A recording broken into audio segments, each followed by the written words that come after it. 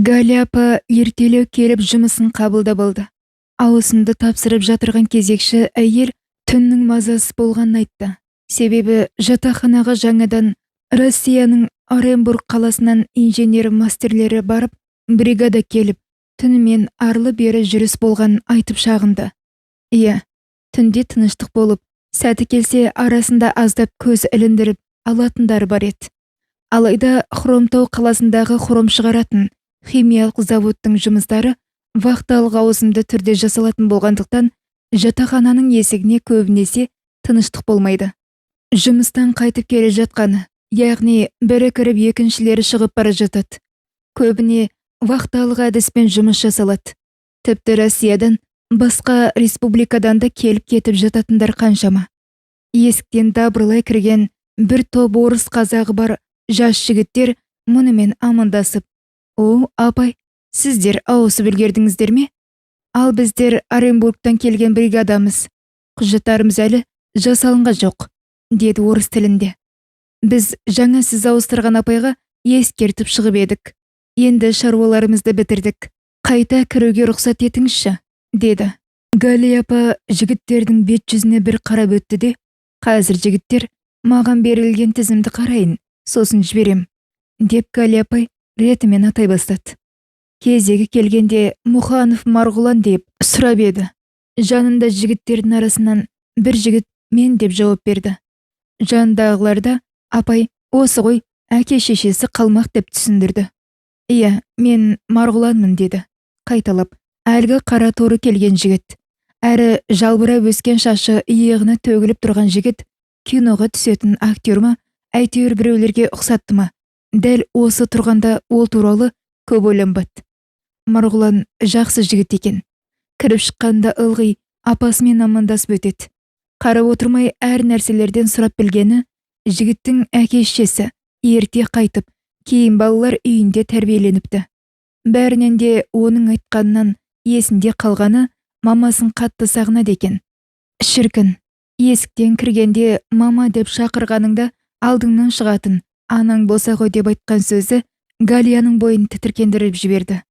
«Иә балам, айтпа, жылама, ол енді келмейді. Алла алдарынан жарылқасын», деп бетін сипат. Марғұлан кейін үйренсе келе, еркін күліп, алыстан да айқайлап амандасатын болды. Бір күні апайдың өтінішімен жанына жігіттерін алып, Галияның бір аулада 4 квартиралық кішкене үйіне келіп, қыстық отындарын жарып жинап берді.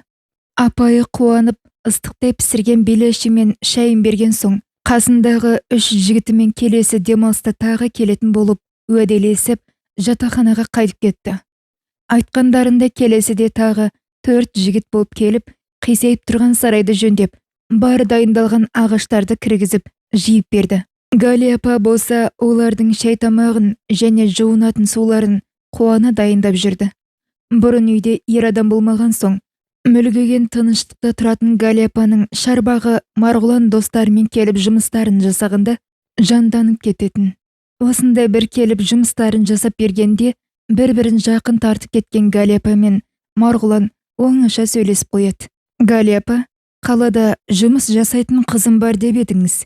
Әзір келмейді ме? Жаңа үйден суретін көріп едім. Сұлу қыз екен», деп сұрады. «Иә, қалада ғой. Қалада жұмыс қиын. Ал дұрыс жұмыс табу тіпті қиын. Құдай қаласа келіп те қалу керек. Соңғы кезде кешеуілдеп жатыр жарығым». Сосын Марғұлан: «Сен де баламсың ғой. Ол өзі еркелеу қыз. Еркін сөйлеп, еркін жүріп қалған. Сондықтан саған қарындас болады. Теріс түсініп қалма, жарайды ма?» «Жақсы апа, келістік. Түсінем ғой. Өзі жалғыз қыз болса, оның сіз сияқты ақылды мамасы болса, әрине ерке болады. Мен де ерке болар едім.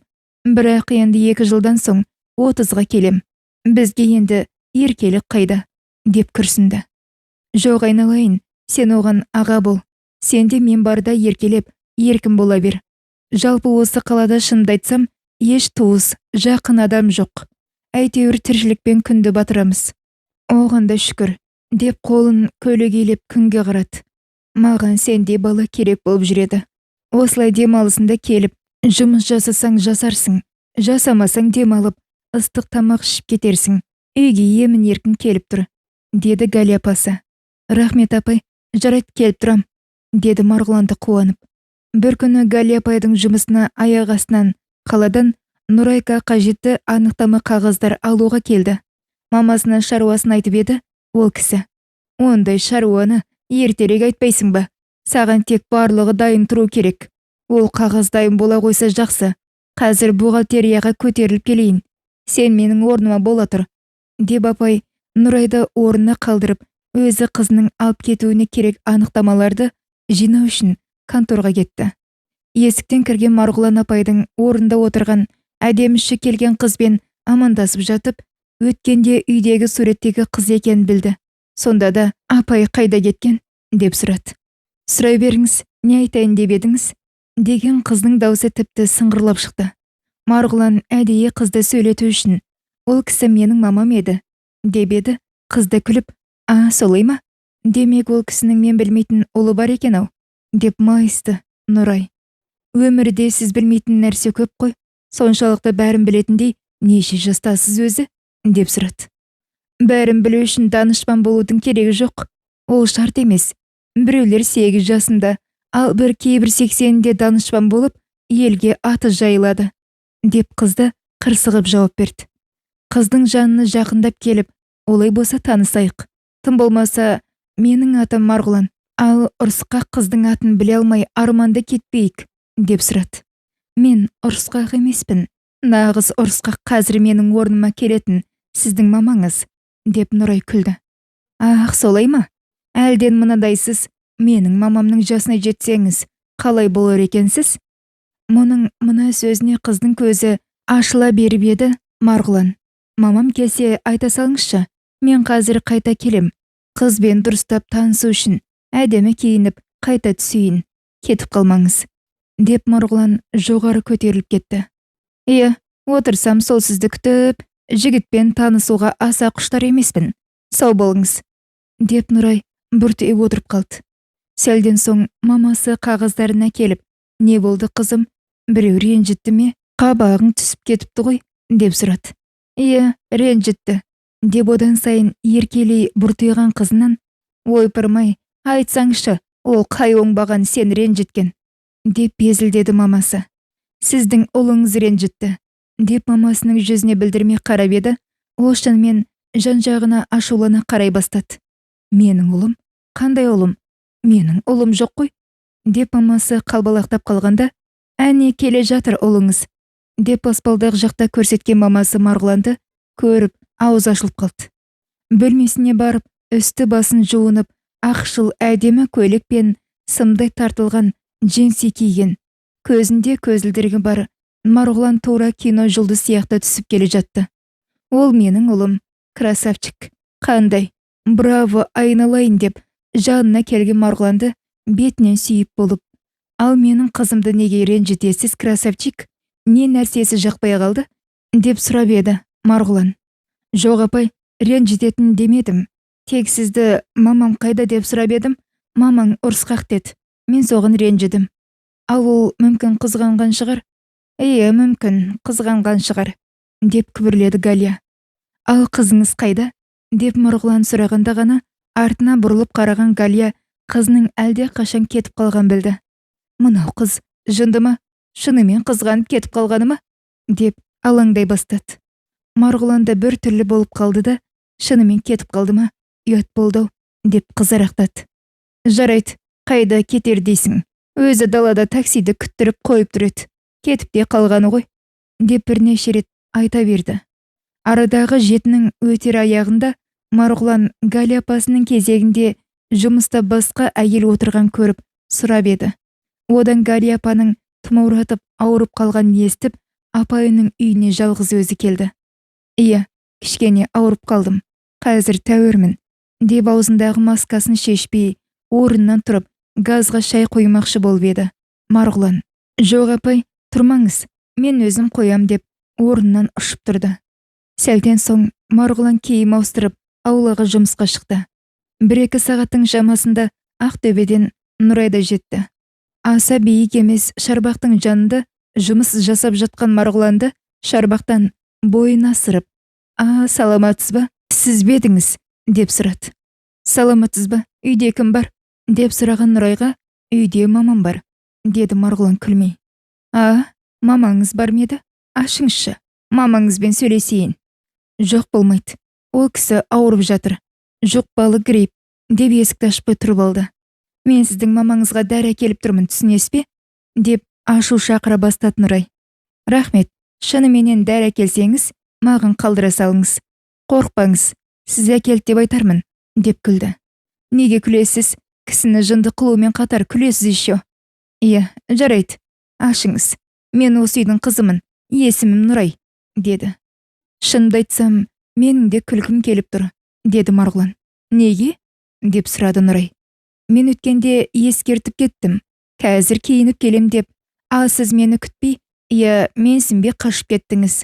Ал енді бүгін мен жұмыс киіммен тұрғанда таныспақшы болып жатырсыз. Үйге кіріп киініп келмек түгілі, қолымды жуып келуге ерініп тұрмын. Қолыңызды жуып әуре болмаңыз. Әрі жасап жатқан жұмысыңызды аяқтағаныңыз жөн болар. Өткенде мені такси күтіп, асығып тұрған едім. Айып етпеңіз. Ал енді Хромтауға 2 күнге келдім. Қайда қыдыртып, қалай танысам десеңіз де, уақытым бар. Хромтаудай аядай қалада дұрыс қыдыратын жер жоқ екенін біліп айт тұрсыз ғой. Жоқ, мен ондай аса көкірек қыз емеспін. Жағдайға еніп, дұрыс көзқарас болса, мұнда да жайлы жерлер бар. Жарайды, білмеймін десеңіз, мен өзім қыдыртам, деп Нұрай алдыға түсіп, үйге қарай беттеді. Галия апа есіктен кіріп келе жатқан қызын көріп қатты қуанды. Жарығым сол, өткенде маған өкпелеп кетті-ау деп мазам кетті. Деп бекер сөйлеген екенмін деп айналайын, анаң болған соң артық кем айта береміз. Ондайды көңіліңе ала берме, алтыным, деп қызын айналып толғанып жатты. Жоқ апай, Нұрай маған ренжіп кетті-ау. Негізі, сол жолғы үшін кешірім сұраймын. Әзілдеп сені сөйлетейін дегенмін. Дегенде Нұрай да күліп, ал енді бүгініңіз одан да өтіп кетті ғой. Дегенде Марғұлан ішіп отырған шайына шашалып қала жаздады. Бүгін тағы не қызық болды? Деп сұрады Галия апа. Тағы не бүлдірдің? Деп Марғұланға қарап еді. Нұрайды күліп, білмеймін, қайдан тауып алған ұлыңыз екенін. Басқасын айтпағанда, мені өз үйіме кіргізбей қойды, деп бұртиды Нұрай. Қойыңдаршы тегі, шын ба немене? Деп тағы да Марғұланға қарады. Ол да тайсалмай, енді грипп болып төсекте жатқан науқасқа сырттан қалай болса солай кіруге болмайды ғой. Әрі Нұрай грипп жұқтырып алады ма деп қорықтық, деп құтылды Марғұлан. Рахаттана күліп алған Галия апа бір кезде, Марғұланның онысы да дұрыс. Өйткені Нұрай кішкентайынан әлсіз, әрі елде тұмау тағы басқа ауру болса, алдымен осы қызыма жұғатын. Әйтеуір, әрең жазып алатын едім, деп өткенін ойға түсіріп еді. Вот видишь, мама, сіз опять ұлыңыздың сөзін сөйлеп бара жатырсыз. Мен тағы өкпелеймін, деп Нұрай тағы күлдірді. Жоқ, мен шындықты айтып жатырмын. Сосын өткенде бір сөзімде айтып едім. Мен Нұрайды кеудеммен емізген демеспін. Сол кеудемнен еш сүт шықпады. Неге екен қайдам? Деп алдындағы кеселерге жаңалап шай құя бастады. Қайдам Нұрайға кескін келбетіне, әдемілігіне қарағанда, керісінше, емшек сүтіне тойып өскен қыз сияқты ғой, деп Марғұлан бұларды тағы бір күлдірді. Ал мен бар детский смес, түрлі соктарды тойып ішіп өскен қызбын, мама? Деп Нұрай қалыспады. Бұл қызымды бар жан тәніммен өсірдім, деді Галия апа. Алғашында аштан өлтіріп алам ба деп, не болса соны, яғни бар тәтті сместермен әртүрлі соктарды кішкене құтымен бере беретінмін. Тіпті бір күні үсті басы аллергия болып кетіп, ауруханадан бірақ шықтық. Дәрігерлер аман алып қалды. Маған ұрсып айтпағандары жоқ. Содан кейін белгілі мөлшерде ғана беретін болдым. Ол кезде менде жаспын ғой, айтып түсіндіретін ата-ене де жоқ. Ой, ол бір қызық кез еді ғой, деп Галия апа балаларының арасында әңгіме айтып мәз болды. Сәлден соң Нұрай қайтадан орнына келіп отырып, сонымен не істейміз, мамасының баласы? Осылай мамаңыздың әңгімесіне тойдырып отыра бересіз бе? Жоқ әлде қалаға қыдырамыз ба? Деп тағы күлдіртті. Болмаса мен шаршап келдім, жатып демалам. Тәртібіңізге қарай ойланып көрейік, «Иә мама», деп қалай айтқанын өзі де білмей қалып, қызарақтап кетті Марғұлан. «О, менің мамамды шынымен меншіктеп алайын дедіңіз ғой. Әзірше мен рұқсат еткенім жоқ», деп Нұрай тағы бұртиды. Мама деген естігенде Галия апа өзіне өзі келе алмай қалды. Тура қасына күліп, қабыл келіп тұрғандай жүрегі дір ете қалды да, онысын білдірмей жайменен күліп, «Несі бар? Айта берсін. Мама дегені маған ұнады». Мүмкін мұның да мамасы бір жерде мұны таба алмай жүрген шығар. «Айналайын, айта бер, менен рұқсат», деді де, балаларға білдірмеймін деп батасын жасап, орнынан тұрды да бөлмесіне кіріп дәрісін ішті. Бөлмесіне сәлден соң артынан кірген Нұрай: «Мам, бір жеріңіз ауырып тұр ма? Жаңағыны жақсы отыр едіңіз ғой?» деп сұрады. «Жоқ қызым, ештеңе емес. Грипптің әсері шығар, тағы да дәрі іштім ғой», деп қызын маңдайынан сипап, бетінен сүйді. Бұлар бөлмеден шыққанда күтіп тұрған Марғұлан: «Мүмкін үшеуміз бірге қыдырамыз. Орталыққа барып жақсы жерден кәуіп жейік», деп тұрып қалып еді. Нұрай қосыла кетіп: «Тағы да мама деп айтыңыз», деп күлді. Марғұлан да күліп: «Айтайын десем, тағы ауырып қаламын деп тұрғаным», деп күлдірді. «Жоқ балам, оған емес. Онсыз да ауырып отыр едім. Сендер келіп, көңілімді көтердіңдер. Қайта рахмет. Екеуің біраз қыдырып келіңдер. Ал мен қазанға ет салып қойғанмын. Сендер келген соң дайын қылам», деді. «Маман алып келесі жолы жақын жер ғой, Ақтөбеге барып қыдырайық. Әйтпесе бұл кісі қаланы жатқа біледі. Мұнда қыдырған қызық емес шығар», деді. Мамасы да «Иә, солай дұрыс болады» деп келісті. Сәлден соң Нұрай мен Марғұлан қалаға қыдыруға шығып кетті. Галия апа олардың сырттарына сүйсіне қарап, «Тфа-тфа» деп, «Алла ұзағынан қыла көр» деп қуана тілеп тұрды. Балалары үйден шығып кеткен соң Галия оны мұны жасады да төсегіне келіп қисайды. Жанарына жас үйіріліп, тағы өткені еріксіз ойына түсті. Пойызда келіп жатқан Қызылорданың елін жерін қимай, мүмкін әлі де қайтып келермін деген екі ойлы күй кешіп, бір жола кетіп бара жатқандай емес, өзін төркіндеп бара жатқан қыздай сезініп отыр.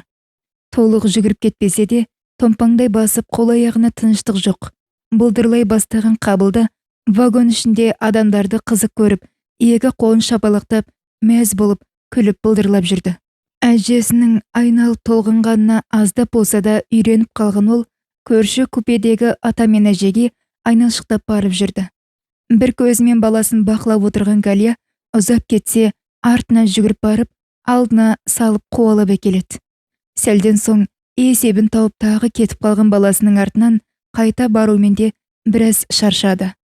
Қабыл болса ұйқысы қанық. Емерін еміп, тамағын тойып ішіп алған соң томпылдап тыным таппады. Вагон іші тар. Әрлі-берлі өтіп жатқан адамдарда есеп жоқ. Осыншама адамды сыйыстырып әрең келе жатқан вагон ішінде еркін демалардай ауада жоқ еді. Бір жағымсыз иісте көтеріліп, Галияның жүрегі де сыр берді. Баласын көтеріп барып, біраз лоқсып еді. Жарытып жеңілден алмады.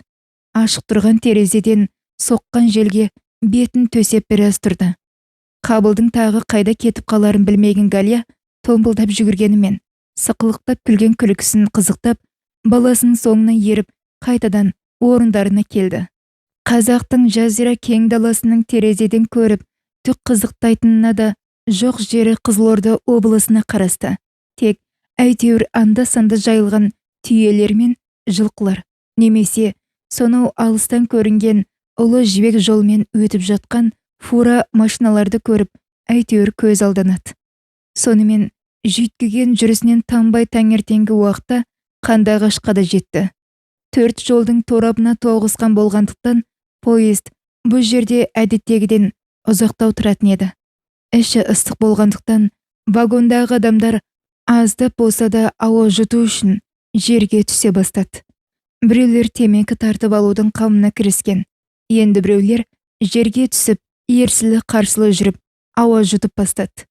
Баласының қолынан айырылмас тай ұстап алған Галия да жұртпен бірге жерге түсті.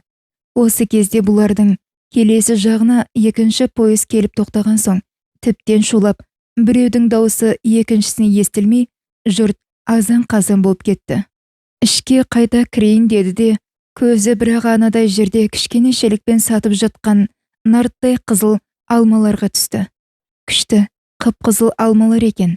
Килосы қаншада екен деп ойлап, шыдамай, баласын қолынан жібермей, солай қарай жақындады. Адамдар арасымен жақын келіп, алманың килограмм қаншадан деп сұрап, сатушы әйел бұл жаққа қарағанмен оның не деп айтқан даусын естімеді. Жандарына жақын келіп сұрағанда ғана бағасын естіді. Жарайды, мына шелектегі алмаңызды алайын деп, ақшасын төлеп, шелектегі алманы қолдорбаға аударып алмақшы болып, көтере бергенде әлдебіреу алма салған шелегін қағып өтті. Ой-бой, абайласаңшы, деп айтып үлгермеді. Қып-қызыл алмалар перронға шашылып домалып жатты. Жалма-жан жерден теріп, қалта дорбаға сала бастады.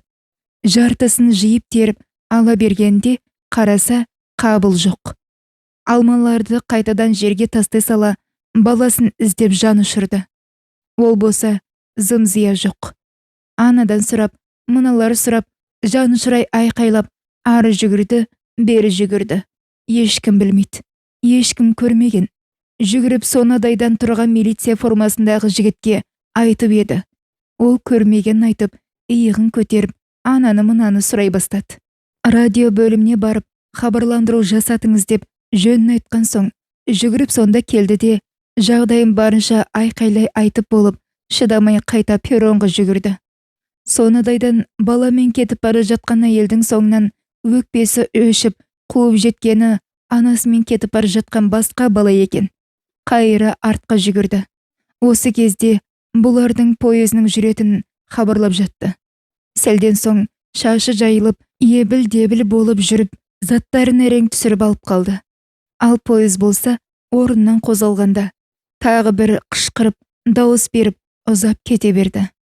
Құдай-ау, Құдай-ау, қабыл дегеннен басқа аузынан сөз де шықпай қалып, неге ғана алмаға бардым екен, сормаңдаймай, деп Галия зар жылап, вокзалға келе жатып, қолында 2 сумка затын жерге қойып үлгерді. Ал өзі болса бас айналып құлап түсті. Есін жинап орнынан тұрғанда вокзалдағы фельдшердің кушеткасында жатыр екен. Есі толық кірмей, әлі де сәл жата тұрғысы келіп еді, Қабылдың жоғалғаны есіне түсті де, тағы да ұшып тұрып безектеді. Полиция бөлмесіне келіп, інішектер, жақсы хабарларың жоқ па? Деп еді. Жоқ тәте, хабар болса айтар едік қой. Орынборға дейін хабар жібердік. Жігіттер іздестіріп жатыр. Сосын мынау Атырау Ақтауға шығып, әр жарты сағат сайын хабарласып отырмыз. Әзір қуантатын ештеме жоқ. Көзінің жасы ботадай ағып тұрған Галияға вокзал кезекшісі: Абзалы, сіз былай қылыңыз. Осы қалада таныс немесе туыстарыңыз бар ма? Солардың үйіне барып демалыңыз. Ал егер жатар жер, барар жер жоқ болса, осы вокзалда уақытша жолаушылар тұрақтайтын бөлме бар. Сонда барып демалыңыз. Қазір өзіңізді босқа шаршатасыз. Айып етпеңіз. Біз тамақтанып алайық, дегенбіз, деп есігін жауып алды. Баласының туу туралы куәлігі мен неке куәлігі, тағы басқа заттар, бір сумкасын қарап отырғанша қаланы аралап қарап қайтайын.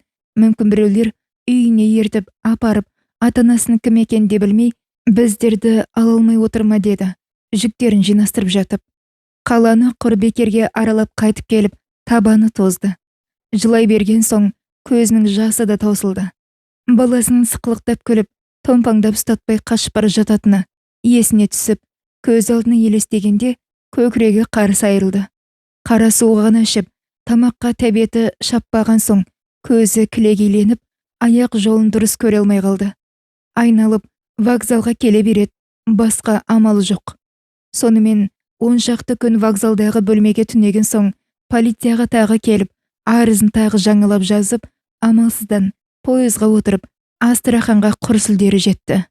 Алдынан шыққан Соня мен үйде төсекте жатқан әкесіне болған жағдайды аңырап айтып жылады. Олар бұған сенер-сенбесін білмеді. Жынданып кетпесе жарар еді деп уайым қылған олар мұны тек сабырға шақыра берді. Ауру әкесінің түріне қарап, оғанда оңай тимеген көріп тұрған соң, аздап болса да тыныштала бастады. 2 күннің бірінде полицияға барып сұрай береді. Тіпті оларды жалықтыра бастады. Үйінде құр жата бермей, ыңғайлы жұмыс іздей бастады. Көп кешікпей, балалар үйіне күтуші болып орналасты. Бұл да болса баласының бір хабары шығып қалама деген ой еді. Жуық маңдағы көріпкелдер мен құмалақшылардың бәрін жағалап барып шықты. Бәрінің айтатыны бір-біріне ұқсас. Әлде мұның көңіліне қарап айтады ма? Бала тірі, бірақ біреулер ұстап отыр, түбінде бала табылады деп үміттендіріп қояды. Сонымен ай мен күннің аманында байынан өлілдей, баласынан тірідей айырылған Галияның жағдайы әзірше осылай еді. Баласы күндіз түні көз алдына елестеп, Галия үшін өмірдің еш қызығы болмай қалды. Баласы күндіз ойында болса, түнде түсінде томпаңдай күліп қашып жүреді. Тіпті Галия шаршап, қалжыраған сайын түсіне көп кіреді. Ең аяғы жұмысына барып, балаларды көріп қайтқан сайын жылап қайтады. Балалар үйінде бар бала мұның бетіне жаутаңдап қараса, ал бұл болса балалардың арасынан қабыл көрініп қалатындай, әр балаға жаутаңдайды. Ойласа көңілі босап, көзі жас ори бастайды. Бар ойын, есіл дертін баласы жаулап, есін ауысып кеткендей болып жүрді. Тіпті әкесінің қайтқанына, Соняның оқуын бітіріп келіп, қалалық әлеуметтік қамсыздандыру мекемесіне жұмысқа тұрғаны мен оның жақында күйеуге шыққаны да еш қызықтырмай қалды. Ал олар болса Галияның жан дүниесін түсініп, артық әңгімеге бармайтын еді. Әкесі өлерінен 2 күн бұрын жанына шақырып алып, ризаласып, құшақтасқанда бұл рәсімде солай болу керек жайт сияқты айтылып жатқан сөздерді самасау күйде отыра берді. Әкесі аманат сөзін айтып, қолынан ұстап, айналайын қызым, мен сенің жағдайыңды түсінем. Бұл соғыста жоғалғаннан да қиын болып тұрған нәрсе. Жоғалған баланың бойында бір құжаты жоқ. Әлі тілі шықпаған сәби. Оны қандай дерек арқылы қалай табуға болады? Түсінбеймін. Өте қиын болып тұр қызым. Тірі болса, Аллаға бәрі оңай, табылар. Ал тірі болмаса амал жоқ. Не істейсің? Шыдамды бол. Өзіңе қарап жүр қызым. Реті келсе қайта күйеуге шығып, бөпелі бол.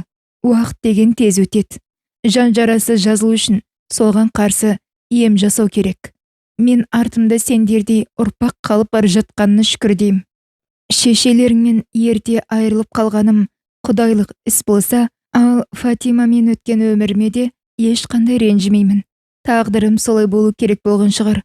Оған өкінуге болмас. Қазақтарда мақал қылып айтатын, көресіңді көрмей, көріне кірмейсің деген жақсы сөз бар. Ешкімге ештеңеге ренішім жоқ. Менің шашылмай төгілмей, ел қатарлы жаназамды шығарып, шешелерінің үйін өзім о баста 2 адамды қылып салдырғанмын. Сол орныма қойсаңдар болады. Ана жақта да сендердің тілекшілерің болып жатармын, деп әкесі жақсы сөздерін айтып жұбатқаны Галияның жай-әншейін құлағының түбінен өтіп жатырған әңгіме сияқты болып көрінді. Білетін жұрт, осы Галия көтеріліп кеткен емес пе, деп күдікпен де қарайтын болды. Әкесінің жылын өткізгенге қарап жүрген Соняны аса артық қылмаса да, ел қатарлы 5 көрпесін жиыстырып күйеуге берді. Қаланың бақуатты адамның баласына күйеуге шыққан Соня қазір өз алдарынан бөлек тұрады. Баспаналары бар. Көп ұзамай бір қызды болып алған оның өмірі бір қалыпты өтіп жатты. Күн өтіп, жыл жылжығанда да еш жаңалығы болмай, Галияның құрсылдері ғана қалды. Бұрынғы әдемі томпақ қыздың қазіргі түрі адам аяғандай. Бірдеме айтсаң жылауға дайын тұрады. Оның мұншама өзгергенін, оның жағдайын білетін әкесі мен Соня ғана түсінетін. Басқалар Галияның ұлының жоғалғаны түгілі, тіпті оның ұлының болғанда білмейтін. Галия апаның ойын үйге дабырласып келе жатырған Нұрай мен Марғұлан бөліп жіберді. Екеуі әлденеге келісе алмай, өз ойларын дәлелдеп жеткізіп әлек. Алдарынан шығып қарсы алған Галия апа балалардың ренжіспей, әлденеге бәстесіп, өз ойларын айтып жатырғанын көріп тұрса да, сен екеуің киноларыңа тату кіріп, шығарда ұрысып қайтқансыңдар ма? Деп күлді. Жарайды, мен тамақтың қамырын сала берейін. Әйтпесе қайнағаны көп болды. Еті езіліп те кеткен шығар. Иә мама, қарнымыз ашып кетті. Қамырын салсаңыз сала беріңіз, деген Марғұланға қарап Нұрай: «Мәке, біраз нәрсе жеген сияқты едік қой. Сен алдың, қыз болсам да мен алдым», деп күлді Нұрай. «Ой, қыздың қасында жүрсең, жейтінің қайдағы, бір қытырлықтар ғой. Еш тамақ кескені жоқ», деп Марғұлан: «Мен саған ештеме алдым едім. Ал енді ұнатқан нәрсеңді менен бұрын өзің төлеп алып жатырсың. Оған кінәлі емеспін». «Иә, Марғұлан, дұрыс айтады қызым. Не болғанда еркек адаммен сөз жарыстырма. Сондықтан қызым, сөз таластыра бермей, шыдамды болып үйренген дұрыс». «Ой, мама, сен мені Марғұланға әлден күйеуге беріп тастаған сияқтысың ғой», деп күлді Нұрай. «Егер мені әйел қылып алам десе, то пускай менің каприздерімді көтеріп үйрене берсін. Кстати, мама, қараш қандай сүйкімді. Правда, мама?» деп Марғұланның қолындағы пакетті алып, ішінен көзін енді ғана ашқан аппақ күшікті шығарды. Негізі Алабайға шатыс тұқым болуы керек. Ұйқысынан оятып, желкесінен ұстап күшікті көрсетті. «Иә, әдемі күшік екен. Қайдан алдыңдар? Кім берді?»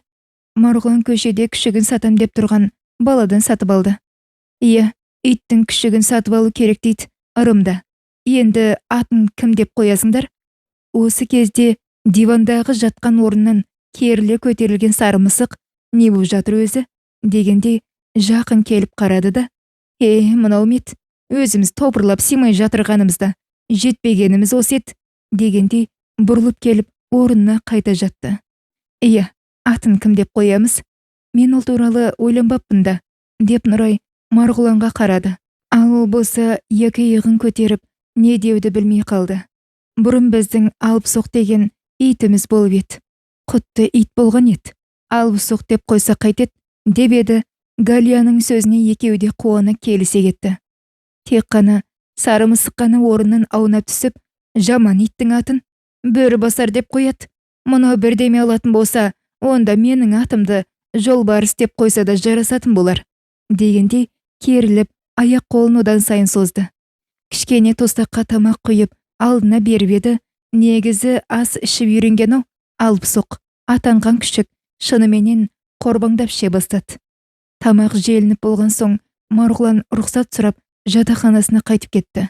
«Егер кеш боп кетті десең, осында қона сал», дегеніне сыпайылық сақтаған Марғұлан: «Рахмет, мама, таңертең жиналысқа дайындайтын қағаздарым бар еді. Соларды тағы бір қарап шығуым керек», деп жинала бастады. «Марғұлан балам, айып етпе.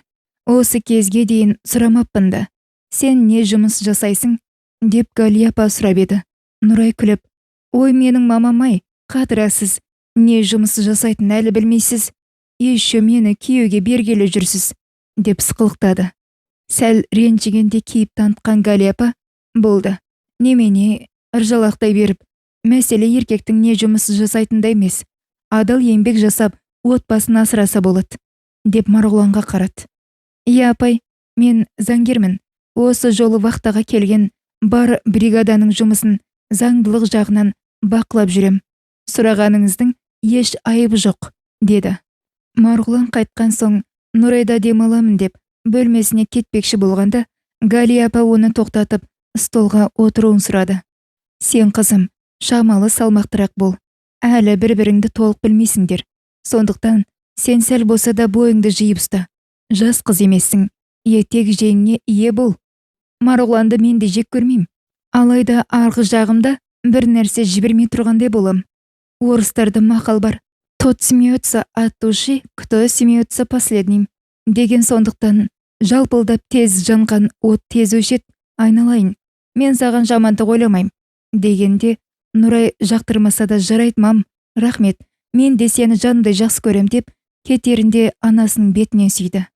Оны мұны шаруаларын реттестіріп, түртінектеп жүріп тағы бірдемелер жасаған Галия апа біразға дейін ұйықтамай жүріп алды. Иә, өтпелі өмірдің қызықты қуанышы мен өзекті өртейтін өкініші қатар жүретіні белгілі ғой. Кезінде үйінде жалғыз тұрып жүрген кездерінде тағы күйеуге шығып талмақшы болған. Сонау әскери госпитальда жұмыс жасап жүргенінде өзімен қатар Санчастыда дәрігер болып жұмыс жасаған Салават деген татар жігіт осы кездерде бір себептерге байланысты зейнетке ерте шығып, балалар үйінде шаруашылық меңгерушісі болып жұмыс жасайтын. көргенде күліп амандасатын. Ұзын бойлы ақсары қарулы жігітті Галия да жек көрмейтін. Әйелі екі қызымен Россияға кетіп қалғаны болмаса, үйінде жалғыз өзі тұрып жатырған жігіт үнемі таза киініп, мұнтаздай жып-жинақы болып жүреді. Арасында Галияға әзілдеп болса да, екі жарты бір болайық деп емеурін жасайтын. Ал Галияның баласының қайғысынан кейін ешкіммен қыдырмақ түгілі араласып сөйлеуге құлқы жоқ кез еді.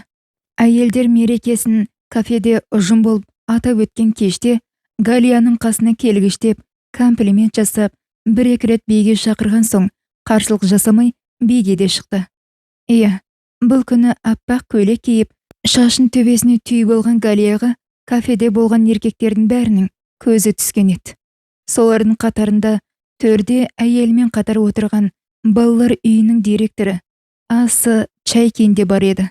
Өзінің бастағы Сискин деген фамилиясын әйелінің тегіне ауыстырып, Чайкин болып алған еврей бастығы ауданға белгілі бай қайын жұрт арқылы көпке құрметті адамға айналған адам еді.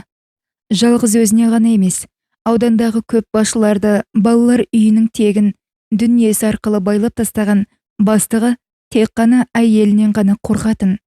Біреулердің жеткізген сыбыс арқылы бастығының шетелден де баспана алып қойып, сонда семьясымен барып демалып қайтатын еміс-еміс әңгімелерден еститін. Өзін қинамай-ақ көңіл көтеру үшін аздап шарап ішкен Галияда бұл күні жан-жағына күле қарап, ортаға шығып түрлі ойындарға қатысып, жүлде алып мәз болды. Кеш аяқталып, сыртқа шығар кезінде байқағаны, сыртта сіркіреп жауын жауып тұр екен. Жауынға қарсы ештеме жамылмаған Галия амал жоқтықтан қол сөмкесін төбесіне ұстап кете бермекші болғанда, соңынан келе жатырған Салават шақырған соң, соның көлігімен үйіне жетіп алмақшы болып қарсылық білдірмеді. Жолай көңілді келе жатқан кезінде Салаваттың әсерлі кешті әрмен жалғастыруға деген ұсынысына да келіскен сыңай танытты. Жолай дүкенге соғып, тағы қосымша бірдемелер алған Салаваттың сампылдап айтқан сөздеріне аса мәнде бермей отырды. Салаваттың квартирасына келіп, әдемі отырыс жалғасып, әңгіме айтылып отырғанда есік қағылды. Сәлден соң үйге кіріп келе жатырған бастығын көргенде ауыз ашылып, сөйлей алмай қалды. О, сендерді бекерге мақтап жүрмейді екенмін. Кештерің көңілді болсын деп, бастығы күліп келе жатқанда, Альфред Сигизмундович, кешіріңіз, деп әлдене айтпақшы болған, тілі күрметіліп, әрең шыққан Галия қайтадан орнына отыра кетті. Біздің Галия бүгін кештің гүлі болды. Жарайсың, осылай әрдайым жарқырап жүру керек, деп бастығы столға жайғасқан соң, Салават қызмет жасап жүгіріп жүрді. Көзін ашып, басын әрең көтергенде төсекте жанды жатқан бастығын көріп, Галия жыларман болды. Түнде жоғалған баласы туралы кімге жылап айтқаны, кімге мұңын шаққанын енді есіне түсірген Галия жалаңаш денесін көрпемен қымтап әлек болды. Құмарлығы қайта ашылған бастығы әлсіз қарсылығына қарамай, құшағына қайта алды. Айтқанын қылып, адам баласына тіс жармай жүрсе, жаман болмайтын айтып, жанында біраз болған бастығы қайтып кеткен соң, пайда болған Салаватқа бар білетін қарғысын жаудырып, түн ортасында үйіне жаяу қайтты. Көп ұзамай Галия қойма меңгерушілігіне жоғарылатылды. Балалар үйінің бар дүниесі Галияның есебінде болған соң, бастығының тікелей араласуымен аудандағы техникумның сыртта бітірген дипломында алып алды. Әрине, арасында сыпсың әңгіме болып, жұрт Галияны Салаватпен сөз қылды. Алайда Салаваттың үйінде кіммен кездесетіні Галия мен үй иесіне ғана аян еді. Арада көп уақыт өтпей, Галия өзінің аяғы ауыр екенін сезе бастады. Алайда бастығы білсе, баланы жайына қалдырмасын білген соң, оған ештеңе деп айта алмады. Кейін айлар өтіп, іші біліне бастағанда, бірақ білген бастығы, бала менен емес, сен баланы Салаваттан көтергенсің деп бәле салды. Ерегісі болған бастығы бір күні ауданнан шақыртып, тексертіп жасатып, қойманы жаптыртты. Аяқ астынан жұмыстан шыққан Салават татар Россияның бір жеріне қашып кетті. Кейін бәрібір ұсталып сотталды. Бастығының бар ішіп жеп шашқан дүниесінің бар есебі мойнына шөккен Галия сотталатын болды. Өзі туарманға жақындаған Галия қатты қорыққаннан перзентханадан бірақ шықты. Кейін баласымен аман сау перзентханадан шыққан соң бәрібір де үкім шықты. Мемлекет дүниесін талан-таражға салған үшін 9 жылға бас бостандығынан айырылған Галияны емшектегі баласы болған үшін жазасын өтеуін жеңілдетілініп, өзі келген жағы Қазақстанға жер аударылды. Таң алдында ерте оянып алып, Галия апаның одан әрі ұйқысы келмеді. Үй ішінде аса алып бара жатырған шаруасы болмаған соң, төсегінен тұрмай біраз жатты. Есіне әлденелер оралып, бірде қамығып, бірде күлімсіреп, көз алдынан көп нәрселерді өткізіп жатты. Иә, пенде өз тағдырын таңдай алмайды. Маңдайына о бастан не жазылады, соны көреді, көнеді. Олай қылмасқа амалы да жоқ. Өмірде кездейсоқ ештеме болмайды. Оның бәрі пенденің көретін тірлігі, Алланың жазуы, берген сынағы. Бәрін өзім жасайым, алайда пенделерім бір-бірінен көреді дейді екен Алла. Кей пендеге байлық пен ұрпақ береді, бірақ бармақтай бақ бермейді. Керісінше кей пендесіне бейнет пен мойнына түрлі сынақ салады. Біреулері көтере біледі, енді бірі морт сынады. Тек осындай қиын қыстау кезеңде сынақтан сүрінбей өту екінің бірінің қолына келе бермейтіні анық. Әрине, айтуға ғана оңай. Сүрінгенде де қайта тұрып, көзінің жасын сүртіп, тіршілікке тура қарай алу ғаламат күшті қажет ететіні анық. Өмір жалғасып жатты. Қолына құндақталған қызымен жер аударылғаны жайлы жазылған қағазын қоса ұстап, Ақтөбенің Ембі қаласына келіп тіркелген күндері Галияның жүрегіне жара салмай кетпеді. Өзі сияқты жазаланғандардың қасында тірлік қылу, апта сайын анықтамадан өтіп тұру, өзіңе деген жексұрын көзқарасты үнемі сезініп күн кешу деген досыңа да тілейтін тірлік емес еді. Сол кезеңдерде артынан іздеп келіп, қайғысына ортақтасып жүріп, жақсы күндерге жігерлендіріп кететін қайран қарлығаш тәтесінен артық адам таппады. Қызылорданың күріші мен қауын қарбызын арқалап келіп, апталап жатып, жан сырын бөлісіп, қабылды аузынан тастамайтын қайран тәтесі де айықпас аурудан қайтқанда барып топырақта сала алмады. Иә, не бір дүрбелең күндер өтті. Қай жерде жүрсе де, еріккен еркектердің емеурін танытқандары мен кекесін күлкілеріне тойтарыс беруден де шаршады. Кейін Израильге қашып көшіп кеткен бастығы ұсталып, бұның ісі сотта қайта қаралды. Ақталып шыққанына өзге түгілі өзі де сенбей жүрді. Бақандай 5 жылын осы жерде өткізіп, ақталған соң жаңадан ашылып өркендеп жатқан Хромтау қаласына қоныс аударды. Өзі сияқты жан-жақтан жолдамамен келген жастармен араласып, біраз уақыт жатақханада тұрды. Нұрайдың мектепке барар жасы жақындағанда 4 үйлік қылып салған. Негізінде бұларға тиісті 2 бөлмесі, есік алдында азғана бақшалық жері бар қонысқа көшті. Туғанда аяғының кемістігі мен мойнының аздап қисықтығы бар Нұрайды қалпына келтіру үшін қаншама қиналды.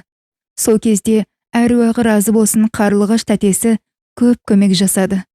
Байқоңырда врач болып жасайтын үлкен қызы арқылы Москвадан келіп ем көрсетіп жатқан профессор дәрігерлерге шығып, 2 рет ота жасалып, бас аяғы 1 жылдай 2 араға қатынағанын қазір тіпті еске алғысы да келмейді. Ақыры қайыр болып, 6 ай мойны мен аяғы гипстен жатып, қызының кемістігі білінбей кеткен соң, барлығы садақа деп күн кешті. Тағда айтарым, судыратып айтып, өте шығуға ғана оңай. Әр күнді жылап өткізетін қарлығаш тәтесі де Нұрайды аяу мен қабылды іздеумен өз өмірін қысқартқанда шығар. Ешқандай бойында құжаты жоқ баланы кім жетектеп әкеліп беретін еді? Тек күтумен ғана саналары сарғайғаны болмаса. Кейінгі кезде өзінің де денсаулығы сыр беріп жүрген соң, өзінің еркін тұрып жүрген кезінде Қызылордаға барып, қуандықпен ата-енесінің, одан әрі қарлығаш тәтесінің басына барып, Құран оқытып қайтуға жиналды. Жұмысынан шыға алмайтын білсе де, Нұрайға жүр деп еді. Мам, мен жас қыз емеспін ғой, шошаң етіп жүгіретін. Кейін күйеу мен балаларымды ертіп бірге барармыз, деп құтылды. Алдымен Қазалға түсіп, бұрын өздері тұрған өркендеу Жанкент ауылына барып, Қуандық пен ата-енесінің басына Құран оқытты. әлі күнге ұмытпаған ағайынменен қауышты. Амандық сұрасып, әңгіме дүкен құрылып, көңілі біраз көтеріліп қайтты. Сөз ретінде бір жақын абысынына Қуандықтың қасынан өзімді жерлейтін жер белгілеп тастар қойып кеттім. Қарап қойарсыз, қайныңның қасына менен басқа келіншек жатып қоймасын, деп айтқан әңгімесі лезде сол ауылға тарап кетіпті. Біреулер қоштап, енді біреулері даттаған әңгімелердің еш қайсына да құлақ аспады. Қайтар жолда Қарлаңдағы қалқымалы көпірден өтерде жүрегі тағы қиналды. Жоқ, Қуандық суға кетті деп емес, қанша уақыт өтсе де жобаланған көпір салынбай сақалды құрылыс болып тұрғанына жаны ашып, біраз тұрды. Қуандықтан кейін де талайдың тағдырын бұзған бұл көпірдің қаржысының қымқырылып, алғаны ас болмағыр, талай әкімдердің қанжығасында кетіп жатқаны қаншама. Бейшарадай тілсіз көпір мен үнсіз көнген халықты ойлап жүргенде ешкім болмағаны ғой. Айқайлап келген талай әкімнің үндемей кеткендері қаншама. Қайын жұртын еркін аралап, жеңешелеп қайнылары әзілдесіп, Галия апа тап бір Түркияға барып демалып келгенде болып қалды. Үйіне келіп, есігін кілтімен ашып кіргенде, үйде жақында Нұрайдың болып қонып кеткені белгілі болып тұрды. Кір жуғыш машинада жуылған Марғұланның киімдері жағалай жіпке жайылып тұр. Осыған қарабақ Марғұланның Оренбургке қайтар кезі жақындаған сезді. Жай менің жатын бөлмеге өткенде, жай жапсарды іші бірден сезді. Өйткені өзі мұқият жинап қоятын төсек әдеттегіден басқа жиналған еді. Әрі төсек үстінде Марғұланның жуылған бірді екілі іш киімдері жатты. Ішінен аса жақтырмаса да, мейлі, аузын ашып отырған 15 жасар қыз емес, өзі білсін, дегенмен жүрегі біртүрлі болып тұрды. Кешке қарай сыртқы есікті кілтпен ашып кірген Марғұлан, «Ой, мама, келіп қалдыңыз ба? Бәсе, алып соқ неге бос жүр десем», деп келіп қолын алды да, түпкі бөлмеге қарай өтіп бара жатып, Нұрайды таңертең таксиге отырғызып жібердім. Артынан аман-сау жұмысқа үлгеріп келдім деп хабарласты, деді де тұрып қалып, «Мам, шаршап келдіңіз бе? Көңілсізсіз ғой?» деп сұрады. Нұрай үйге қашан келіп еді? деп сұрағанда, ойында ештеме жоқ Марғұлан. Ол үйде бір жетідей болды. Еңбек ақысыз күндер алып келіпті, деп айтты. Ана бөлмеде киімдерін ауыстырып жатып. Байқап сезіп отырмын, деп дауысы қатаңдау шығып. «Мам, не болды? Бір нәрсе дұрыс емес пе әлде?» деп Марғұлан қайталап сұрады. «Сен еркек болсаң да айтайын. Бар нәрсені бүлдіріп қойғандарыңды біліп отырмын», деді Марғұланға қарап. Сол сәтте назарын төмен түсірген Марғұлан, жындыма Нұрай мамасынан сүйінші сұрап үлгергені ме? деп ойлап үлгерді. «Сендер қашан қайтпақшысыңдар енді?» деп Галя сұрағанда, бәсе, бәрін біліп отыр екен ғой, деп ойлады да, «Мам, сіз ойымдамаңыз. Мен Нұрайды жақсы көрем, сеніңіз маған», деп Галияға бұл да тура қарады. «Нұрайды жақсы көретіндер көп. Маған қызымды жылатпай, бақытты ететін адам керек», деп орнынан тұрып, терезенің алдына барып тұрды. «Әрине, мам, мен қолымнан келгеннің бәрін жасайым», деген Марғұланға, «Сен семья асыраушысы болсаң, қолыңнан келмесе де бір амалын табуың керек. Жарайды, бұйырса көре жатармыз. Кел, шай ішеміз бе?» деп күліп қарағанда, жүрегі орнына түскен Марғұлан қолына бұрышта тұрған балтаны алып, ана ағаштардың қалғанын бұтап аяқтап тастайын, сосын крем деп сыртқа шығып кетті.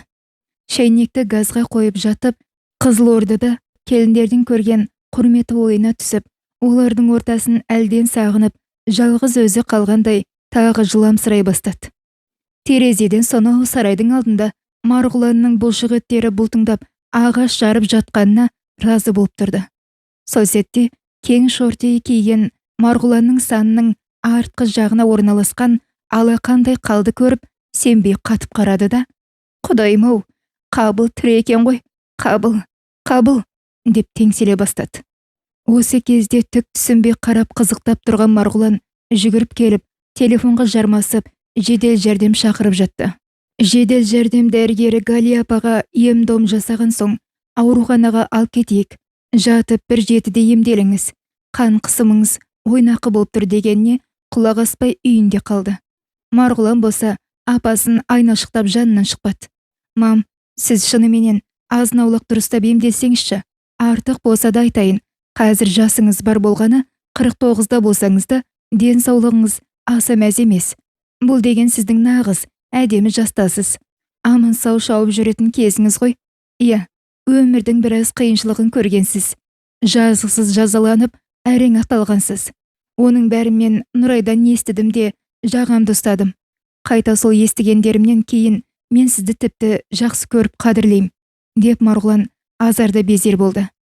Иә, айналайын, емделуім керек болып жүр. Рахмет, газға шәйнекті қойып жібер. Екеуміз азын-аулақ әңгімелесейік. Менің де ойымда жүрген біраз нәрселер бар. Соны сөйлесейік, деп Галия апа Марғұланға күле қарап еді. Осылай кішкене күліп қойыңызшы. Мен сізді қатты уайымдап қалдым, деп орнынан тез тұрып, сұлт отырған шәйнекті газға қойғанымен қолдары дірілдеп, қай жерінен бұрап, қалай жағатын таба алмай жатты. Осыны көріп отырған Галия апа Марғұланның да ішінде біраз нәрсенің айтылмай жатқанын сезді.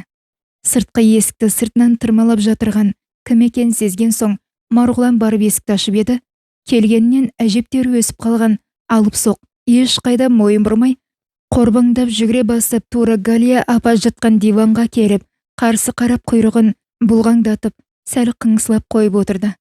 Осыны көрген сары мысық орнынан тұрып керіліп алды да, неменеге қыңсылайсың, миды ашытып, қарның ашса тұр ғой тамақ тостықта. Енді не болып тұр?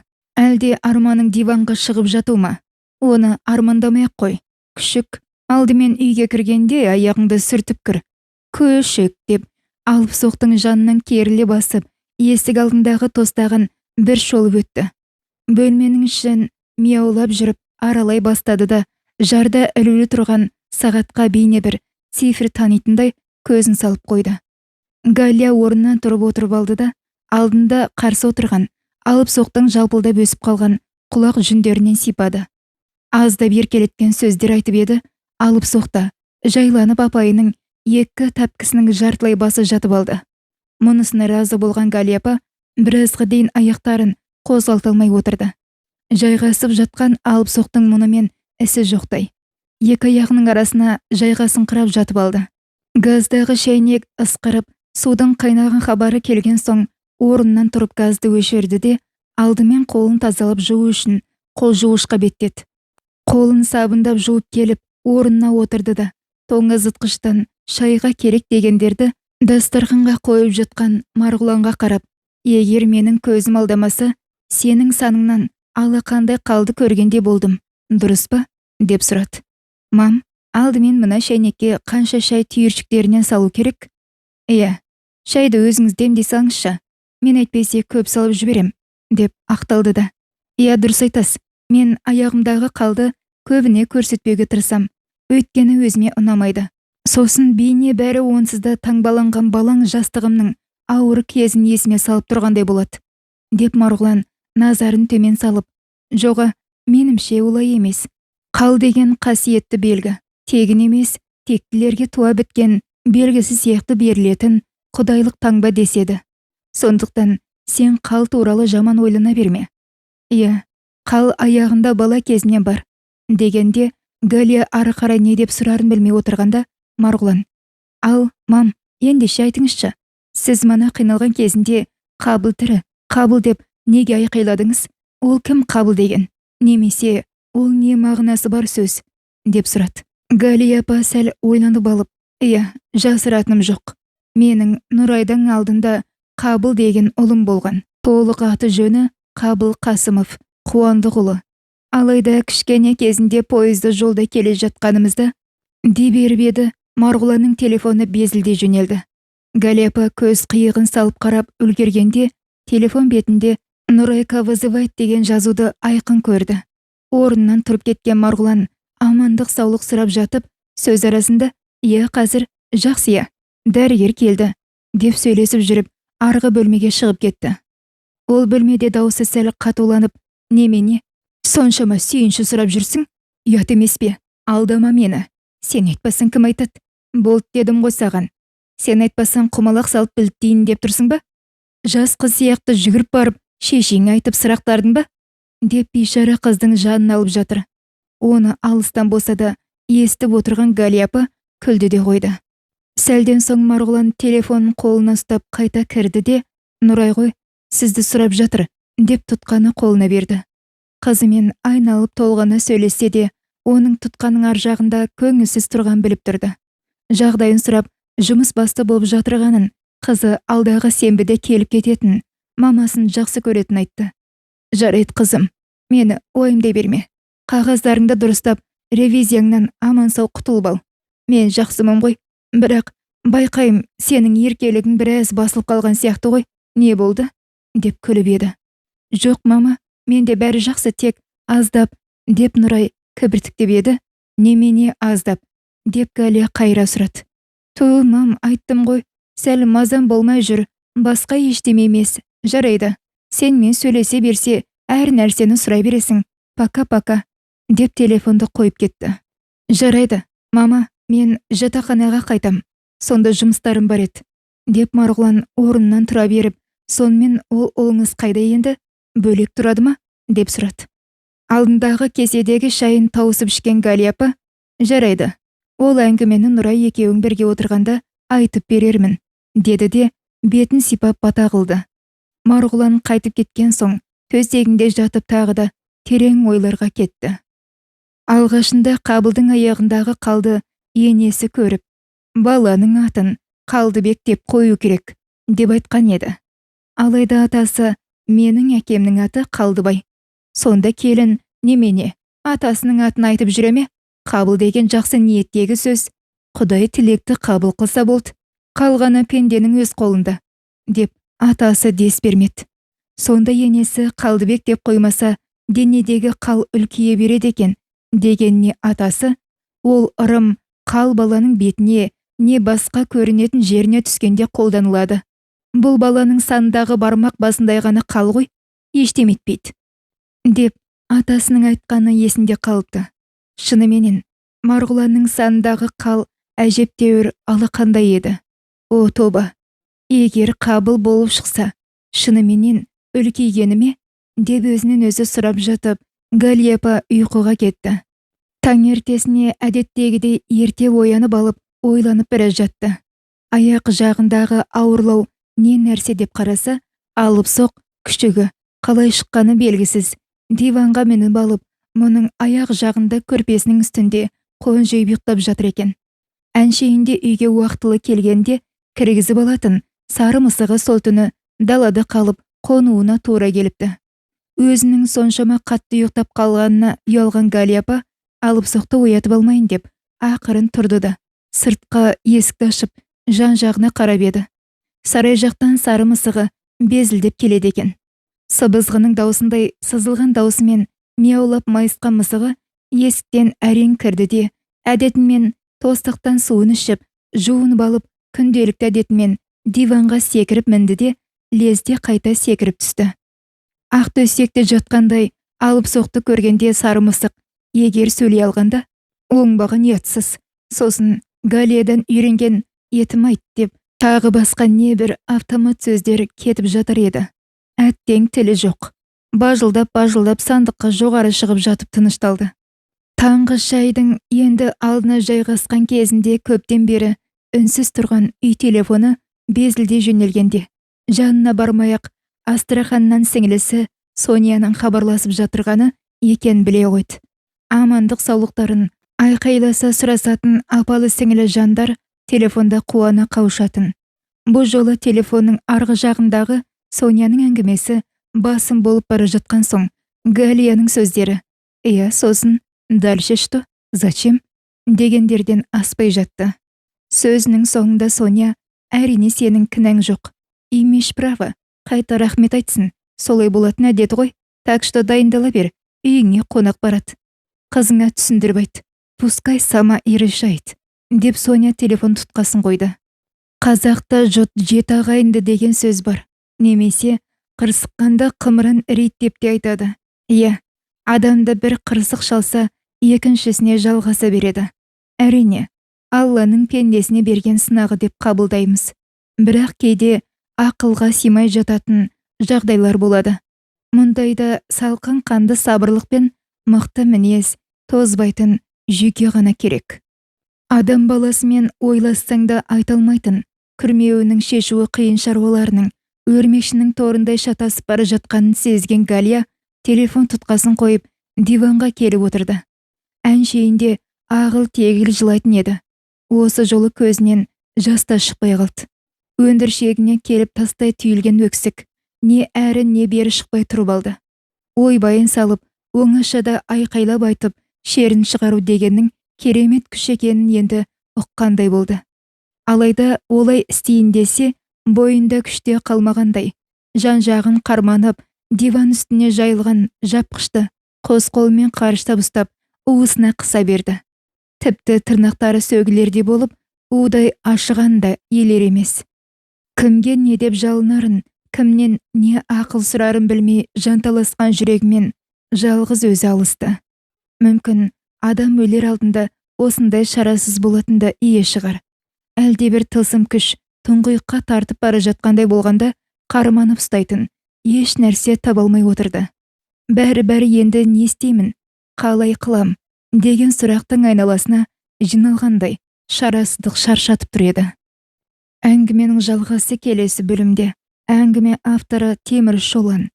Әңгімені тыңдағандарыңыз рахмет. Каналға тіркеліп, лайк басып, төменге өз ойларыңызды жаза кетіңіздер. Көп рахмет.